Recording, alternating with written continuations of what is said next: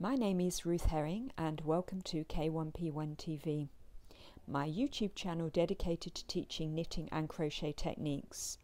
To ensure that you are kept up to date with my new videos, please subscribe to K1P1 TV by clicking the button below.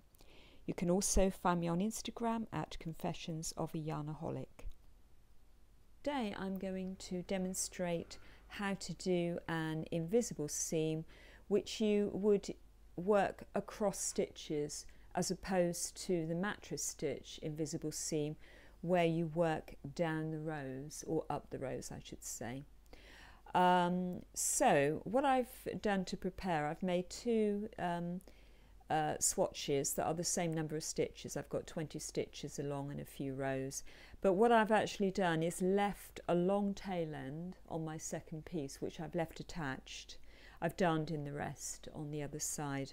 So when you're joining things like shoulder seams and side seams, if you leave long tail ends, then you can use those for sewing up, and it saves you having to join in new ends for sewing up. If you join in a new end, it actually leaves a weakness, so it's better to have something that's already attached. Okay, so I'm going to just pick this up now and start showing you how to sew the invisible seam. It's always a bit tricky holding it when I'm videoing it as well, just to get started, so bear with me. So we're going to start on the opposite side. So side one is going to be the opposite side to where I joined in the yarn, and where we're putting the needle is just underneath, bring it up, just underneath the first stitch, which is a V shape, and just underneath the cast off edge. So we're literally picking up that first V there we go, there, and I'm pulling, so we're going from right to left just in a straight line, and we're pulling it right the way through.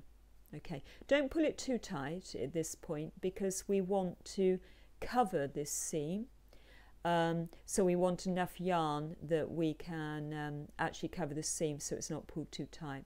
Right, going back to the side, so that was side one, this is now going to be side two, and our first stitch is actually right on the end here. It's not there, it's on the end there. So again, slide from right to left and pull the stitch through.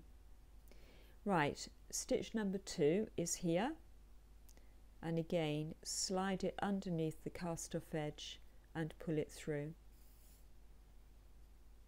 I'm having to pinch it as I pull it through, so I'm actually covering it up from the camera.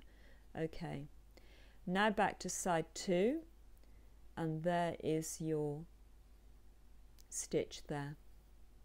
So that's both sides I've done stitch two. Now side one is stitch three, under there, pull it through, and then side two is stitch three. Once you get going, it kind of just chugs along this. It's actually quite a satisfying way to sew up. And then you have the next stitch, I've lost count, are we on stitch four? I think, yeah. And then again stitch four. Now just for the moment I'm not too worried about the tension because I'm going to go back to that and show you how to adjust it. What I'm worried about at the beginning is just making sure that we are stitching the correct stitch to the correct stitch, so we're lining up these rows of stitches. That's the most important bit, because if you happen to miss one, especially earlier on here, you'll get to the other end and it will end up something like that, and you don't want your shoulder seam to look like that. Yeah, so it is important these first few stitches are lining up beautifully, and then we'll go back and we'll look at the tension properly. Okay, so here's the next one, and here's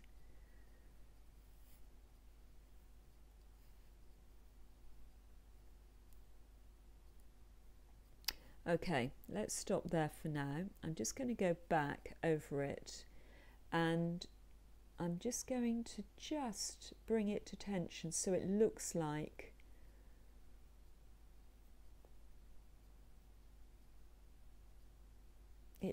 the stocking stitch that I've already prepared. Okay. You won't believe how many times I actually do, when I'm knitting, I actually do use the end of a needle just to correct a tension. There you go. So it's starting to look now, you can play around with that and make it a lot neater, but what I wanted to demonstrate, it starts to look now like a continuous piece of stocking stitch. Just show you the back. On the back, it's reasonably flat, obviously not as flat as Kitchener stitch because you have your cast-offs there, but still not bad, and certainly much better than back stitch, and certainly a lot stronger than, say, over sewing or something like that, which is a horrendous way to join a shoulder. So you would go all the way to the end, and that would be your shoulder sewn. I hope you found that useful. My name is Ruth Herring, and you've been watching my YouTube channel, K1P1TV. To keep up to date with more of my knitting and crochet videos, please subscribe by clicking the button below.